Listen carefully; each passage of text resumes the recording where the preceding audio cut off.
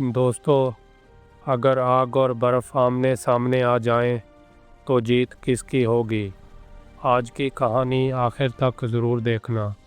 ایک دور دراز گاؤں جہاں ہر طرف آگ ہی آگ تھی، گھر جل رہے تھے اور امید راکھ بن رہی تھی۔ سب کچھ شعلوں میں گھرا ہوا تھا، ہر طرف چیخ و پکار تھی اور آسمان بھی سرخ ہو چکا تھا۔ گاؤں والے پانی کی بالٹیاں اٹھائے آگ کی طرف دوڑ رہے تھے۔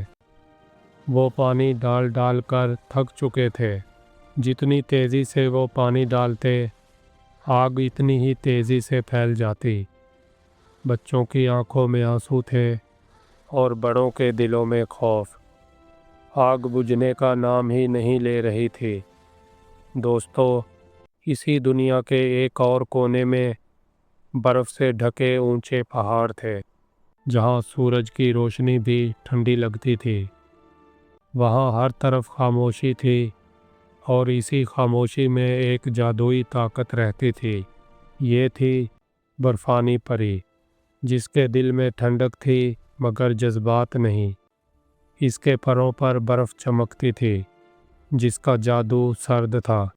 وہ ہمیشہ اکیلی رہی تھی اور اس نے کبھی کسی انسان کی مدد نہیں کی تھی۔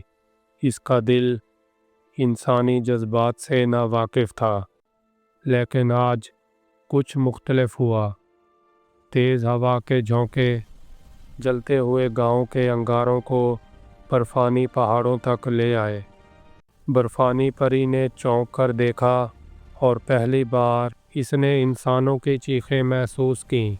وہ رک گئی اور سوچنے لگی، اگر میں گاؤں والوں کی مدد کرنے کے لیے گئی تو میرا سرد جادو کمزور ہو جائے گا، اور اگر میرا جادو ختم ہو گیا تو میں وہاں خود کو کیسے بچاؤں گی؟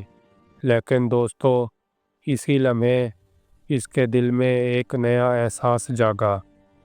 اس نے پہلی بار اپنی طاقت سے زیادہ کسی کی جان کو اہم سمجھا، اور وہ انسانوں کی مدد کرنے کے لیے گاؤں کی طرف اڑ گئی۔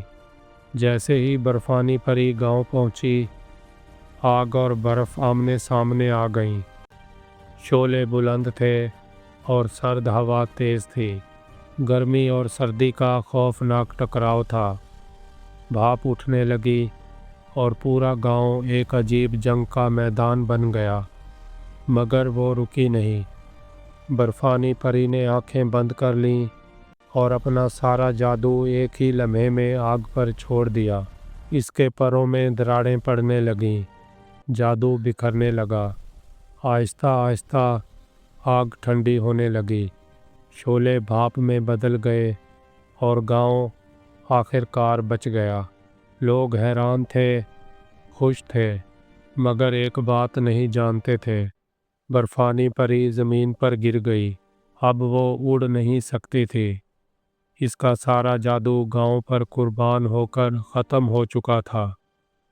لوگ خاموشی سے اسے دیکھ رہے تھے۔ پھر اچانک ایک بچہ آگے بڑھا اور پری کو کمبل اڑا دیا۔ پھر سب لوگ آگے آئے، کسی نے پانی دیا تو کسی نے سہارا۔ گاؤں والوں نے اسے اکیلا نہیں چھوڑا۔ پہلی بار ایک پری کو جادو کے بغیر پیار ملا۔ دوستو، اس دن سب نے سیکھا کہ اصل طاقت جادو میں نہیں ہوتی۔ اصل طاقت ہوتی ہے قربانی میں اور دوسروں کے لیے کچھ چھوڑ دینے میں۔ دوستو، اگر کہانی پسند آئی ہو تو ویڈیو کو لائک، شیئر اور چینل کو سبسکرائب کرنا نہ بھولیں۔